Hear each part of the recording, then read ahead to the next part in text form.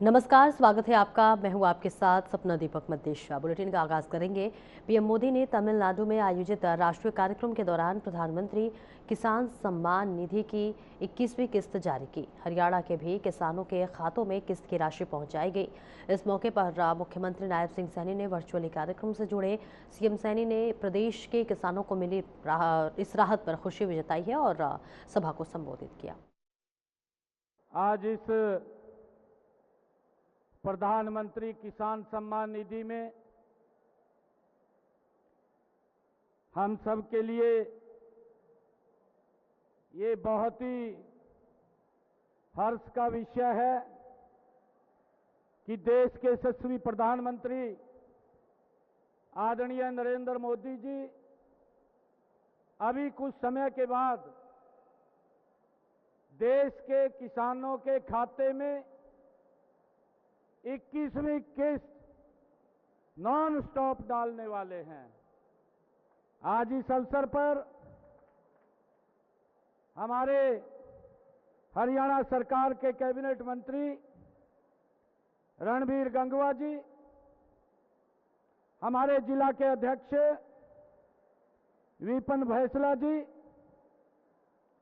पूर्व विधायक जगदीश नैयर जी, पूर्व विधायक दीपक मंगला जी, हमारे मनोज रावत जी, परवीन डागर जी पूर्व विधायक, हमारे पूर्व राज्यसभा के सांसद लेफ्टिनेंट जनरल डीपी वत्स जी, पूर्व जिला अध्यक्ष चरण सिंह तेवतिया जी, चेयरमैन जिला परिषद पलवल नरेंद्र जी, वाइस चेयरमैन जिला परिषद उमेश जी, हमारे एग्रीकल्चर विभाग के एसीएस पंकज अग्रवाल जी, डायरेक्टर एग्रीकल्चर नारायण कौशिक जी और हमारे सभी जिले के उपस्थित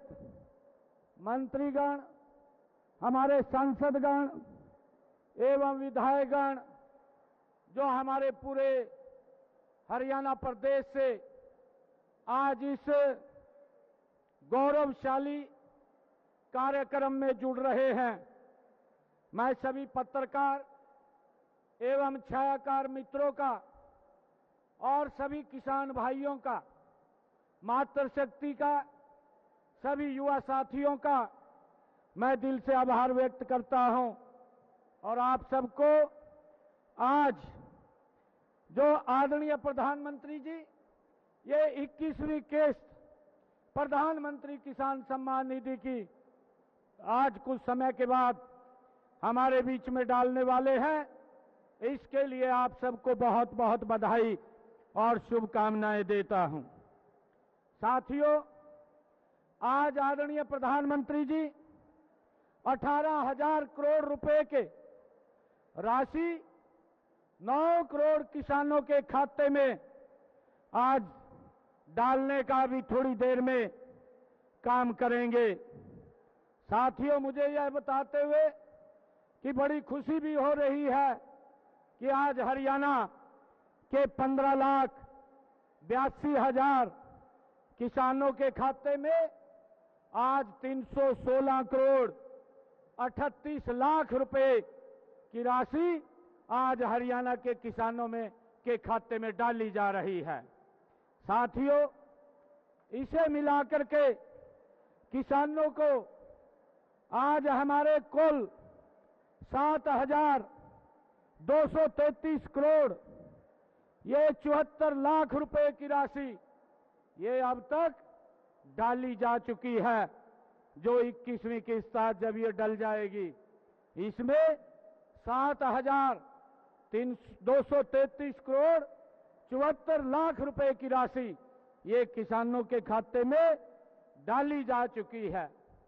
किसान भाइयों, पलवल के आज हमारे 74,299 किसानों के खाते में आज अभी थोड़ी देर के बाद जब आदरणीय प्रधानमंत्री जी ये प्रधानमंत्री किसान सम्मान निधि की ये 21वीं किस्त डालेंगे तो पलवल जिले के मेरे किसानों के खाते में 14 करोड़ 86 लाख रुपए की राशि आज उनके खाते में पहुंचेगी। साथियों, आज 21वीं किस्त जारी करने के लिए मैं माननीय प्रधानमंत्री आदरणीय नरेंद्र मोदी जी का आभार व्यक्त करता हूं, उनका धन्यवाद व्यक्त करता हूं। हरियाणा के मैं जागरूक किसानों की तरफ से आदरणीय प्रधानमंत्री जी को बहुत बहुत साधुवाद देता हूं, क्योंकि नॉन स्टॉप आदरणीय नरेंद्र मोदी जी किसान को मजबूत और सशक्त करने का निरंतर कार्य कर रहे हैं। मैं कहना चाहूंगा कि पीएम किसान निधि किसान का सहारा है।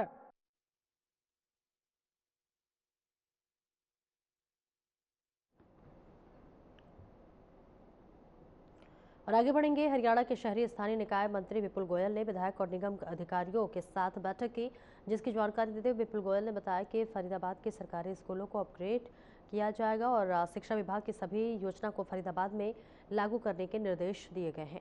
और क्या कुछ कहा उन्होंने, आइए आपको सुनवाते हैं। फरीदाबाद के स्कूल जो मेरी विधानसभा के अंदर आते हैं उनको किस तरीके से अपग्रेड किया जाए, किस तरीके से उनमें जो जो कमियां हैं उन्हें दूर किया जाए, और पीएम श्री और बुनियाद और सीएम श्री स्कूल्स जो माननीय मुख्यमंत्री नायब सैनी जी ने अभी घोषणा की है कि पीएम श्री की तर्ज पर हम सीएम श्री स्कूल बनाएंगे, उसको हम किस तरीके से कौन कौन से स्कूल उसमें आ सकते हैं, क्योंकि फरीदाबाद कॉन्स्टिट्यूंसी एक छोटी कॉन्स्टिट्यूंसी है लेकिन स्ट्रेंथ बहुत ज़्यादा है स्कूलों की, और पीएम श्री के अंदर जो 10 किलोमीटर का क्राइटेरिया उसके अंदर तो नहीं आते, लेकिन सीएम श्री में स्ट्रेंथ के हिसाब से जो माननीय मुख्यमंत्री जी ने कहा है उसमें वो ज़रूर आएंगे। तो उस पर एक चर्चा पूरी की गई, और किस तरीके से हम बायोमेट्रिक अटेंडेंस लगा सकते हैं, किस तरीके से उनको और अपग्रेडेशन कर सकते हैं, सीएसआर को कैसे इम्प्लीमेंट कर सकते हैं, तो सारी बातें उस पर एक विस्तृत चर्चा आज डिपार्टमेंट के अधिकारियों के साथ हुई है। यहाँ पर ये बताएं कि जो ऑनलाइन रजिस्ट्रियों का काम किया गया था उसका कुछ रिव्यू करा है आपने?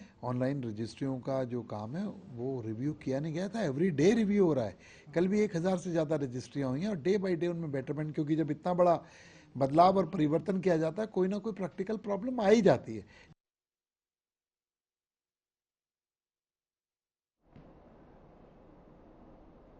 कुरुक्षेत्र में पहली बार प्रधानमंत्री नरेंद्र मोदी अंतर्राष्ट्रीय गीता जयंती महोत्सव में शामिल होंगे।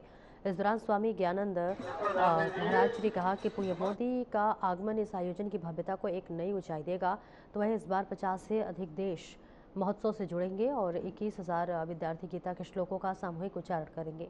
24 नवंबर से मुख्य समारोह शुरू होगा और सेमिनार गीता महायज्ञ और कथा के साथ पूरे दिन चलेगा, 21 दिन।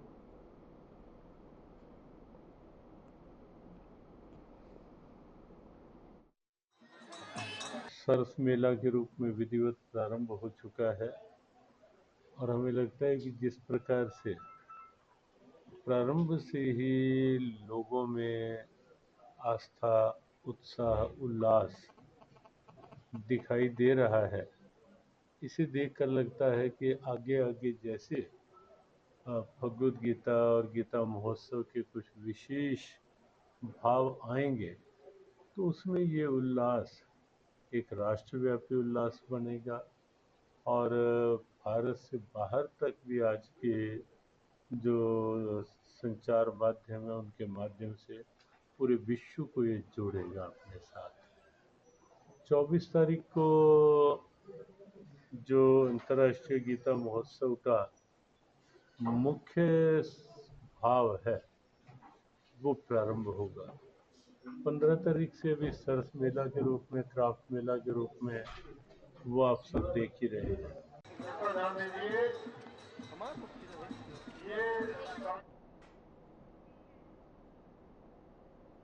और आगे बढ़ेंगे, जहां पर कलेसर नेशनल पार्क के पास आमवाली के जंगल में एक हाथी दिखाई दिया। वे जंगल में मस्त मौला होकर घूम रहा था। तभी अचानक एक व्यक्ति की नज़र उस पर पड़ी तो शख्स ने चलती हाथी का वीडियो मोबाइल में बना लिया। हालांकि इस हाथी ने उत्पात तो नहीं बचाया, लेकिन वाइल्ड लाइफ विभाग के अधिकारियों के चेहरे पर रौनक जरूर ला दी। आपको बताते चले कि इससे पहले भी यहाँ 3 हाथियों का झुंड दिखाई दिया है।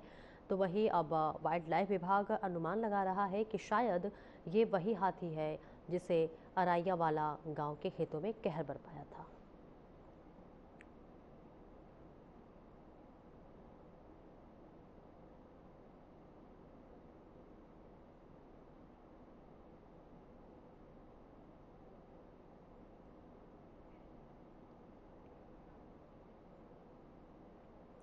और आगे बढ़ेंगे। करहंस गांव के पास हाईवे पर राहगीर की सूचना पर समालखा पुलिस और गो भक्तों ने गायों से भरा एक ट्रक पकड़ा, जिसमें करीब 12 गायें और 2 से 3 बछड़ों को ठूस ठूस कर भरा गया था। आपको बता दें कि विधायक कार्यालय के नजदीक कल्की क्रिएशन के पास ट्रक को रोककर गायों को रेस्क्यू किया गया, तो वहीं गाड़ी चालक और गौ तस्कर मौके से फरार हो गए। तो वहीं अब पुलिस मामले की जांच कर रही है और जांच पूरी होने के बाद ट्रक को क्लियर किया जाएगा, जिसके बाद सभी गायों और बछड़ों को भापरा रोड स्थित बेसहारा गोवंश चिकित्सालय में सुरक्षित छोड़ा गया, जहां डॉक्टर और चिकित्सालय की टीम उनकी निगरानी कर रही है।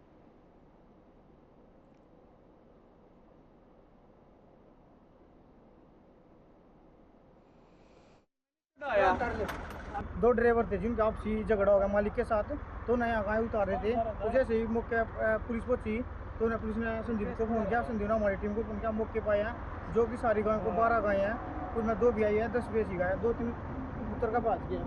ये संभालता जी बेसारा गोवंश सेवा समिति में छोड़ दिया। तो उनको देखा तो वे बहुत बुरी हालत में थी, जो कि मुख्य तसाई थी 2-3 दिन से। डॉक्टरों की टीम के द्वारा उनको चेक किया गया, फिर उसको सुरक्षित गौशाला में पहुँचा दिया गया है। उनके लिए पानी चारे की सुविधा रख दी गई है। दोनों आपसी झगड़ा था, उसके लिए कर दिया, कटने के लिए जा रही थी। हमने को टीम में नहीं चढ़ाया।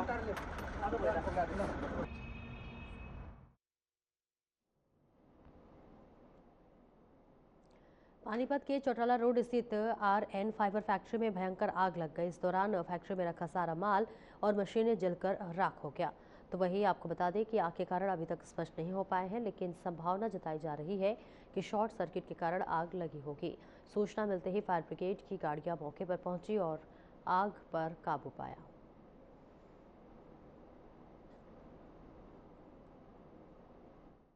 तो ये 2 प्लाट से हैं, दूसरे प्लाट में काम कर रहे थे। फिर अचानक इधर लेडीज़ों की आवाज़ आई कि आग लग गई, आग लग गई। जब देखा तो आग काफ़ी बढ़ चुकी थी, लेकिन बचाने की भी कोशिश करी, लेकिन नाकामयाब रहे। फिर थोड़ा बहुत जो भी निकला ना, तो पूरी फैक्ट्री में धीरे धीरे पूरा ही आप देख रहे हो, आप पूरे में आग हो चुकी है।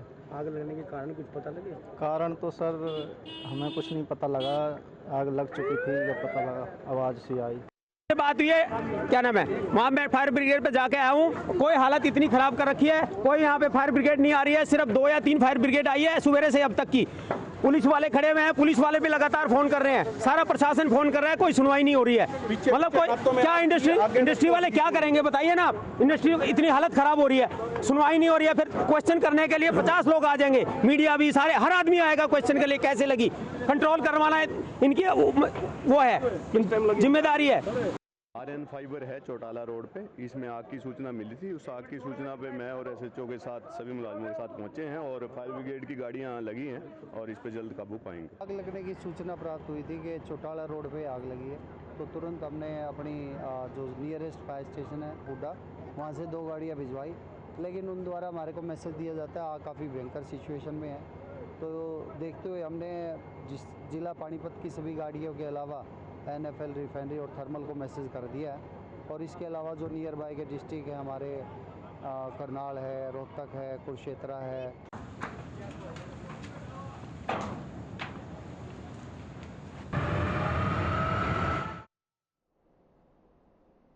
और पुंडरी में DAV स्कूल से सरदार वल्लभ भाई पटेल की जयंती पर यूनिटी मार्च निकाला गया। विधायक सतपाल जांबा ने कार्यक्रम में हिस्सा लिया, सरदार वल्लभ भाई पटेल को श्रद्धांजलि दी। उन्होंने कहा कि सरदार पटेल ने देश को एकता के सूत्र में बांधने का काम किया है और आज भी उनका जीवन सभी के लिए प्रेरणा है। सतपाल ने कहा कि आज का यूनिटी मार्च युवाओं को एकजुट भारत का संदेश देता है। इसके साथ ही DAV स्कूल में 150वीं जयंती के उपलक्ष्य में निकाले गए इस मार्च में बड़ी संख्या में विद्यार्थी शामिल हुए। मार्च में भाषा, वेशभूषा, संस्कृति की विविधता के बीच एक भारत श्रेष्ठ भारत का संदेश दिया गया। शिक्षकों ने बताया कि सरदार पटेल ने 562 रियायतों को जोड़कर अखंड भारत का निर्माण किया था। यूनिटी मार्च का उद्देश्य बच्चों को राष्ट्रीय एकता की महत्ता समझाना था। जिनके कार्यों के कारण तो रन फॉर यूनिटी जो पूरे देश में कार्यक्रम चल रहा है, तो रन फॉर यूनिटी कितने बच्चों को पता है कि जब हमारा भारत आजाद हुआ था तो छोटी छोटी रियासतों में बंटा हुआ था। वो छोटी मोटी रियासतें कोई एक नहीं थी, 565 रियासतें थी कि इस एक राज्य का ये हो गया, उस राज्य का वो एक हो गया, ऐसे ऐसे करके 565 हम रियासतें में हमारा देश बंटा हुआ था।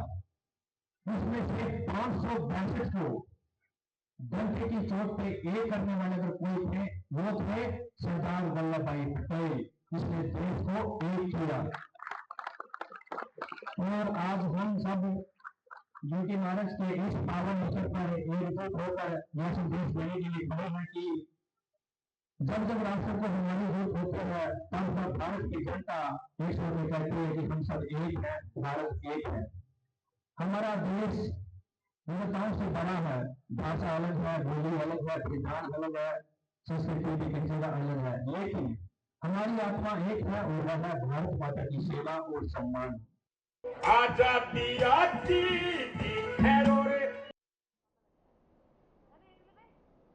और एक छोटे से ब्रेक के लिए रुकेंगे, जल्द लौटते हैं।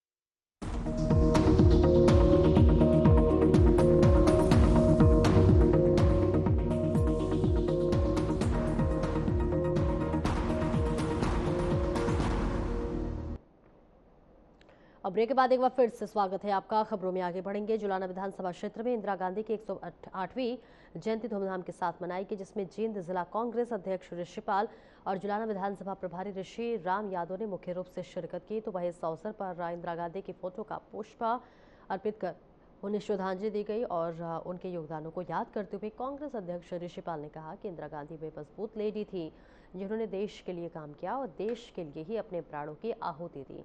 फिर चाहे वो 1971 का भारत पाकिस्तान युद्ध हो या फिर 1975 में सिक्किम को भारत में मिलाना, उनके द्वारा लिए गए निर्णय अद्भुत थे।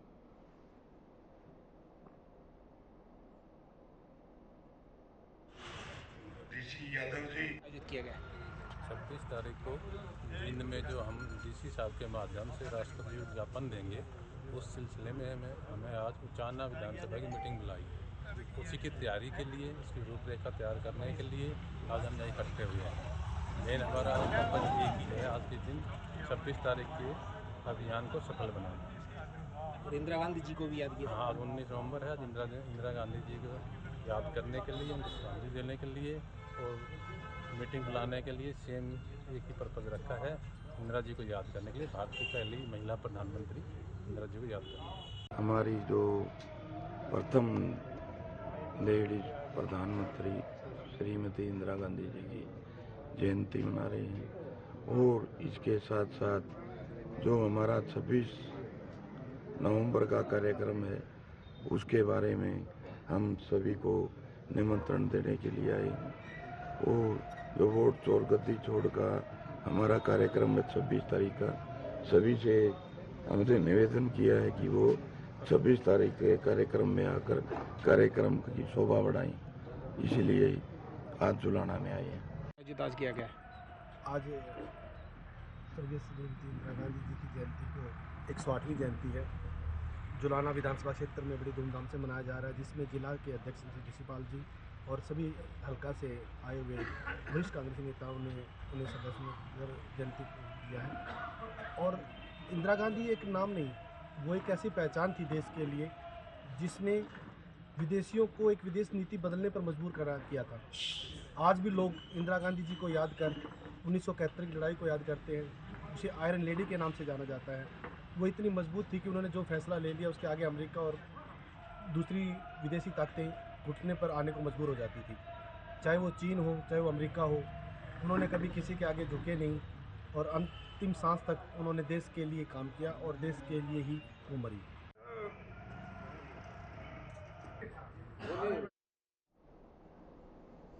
हरियाणा शहरी विकास प्राधिकरण की सिविल और इलेक्ट्रिक जेई के एसडीओ पर पदों पर पदोन्नति के लिए विभागीय परीक्षा में सभी जेई फेल हो गए हैं और इस परीक्षा के लिए कुल 7 जेई पात्र थे। इनमें से 6 ने ही परीक्षा दी और इसमें एक जेई परीक्षा में अनुपस्थित रहे।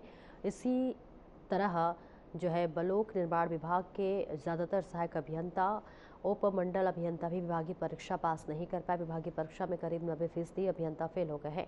तो वही आपको बता दें, हरियाणा लोक निर्माण विभाग में विद्युत, सिविल यांत्रिक और बागवानी शाखाओं में तैनात 61 सहायक अभियंताओं और उपमंडल अभियंताओं के लिए परीक्षा का आयोजन किया था।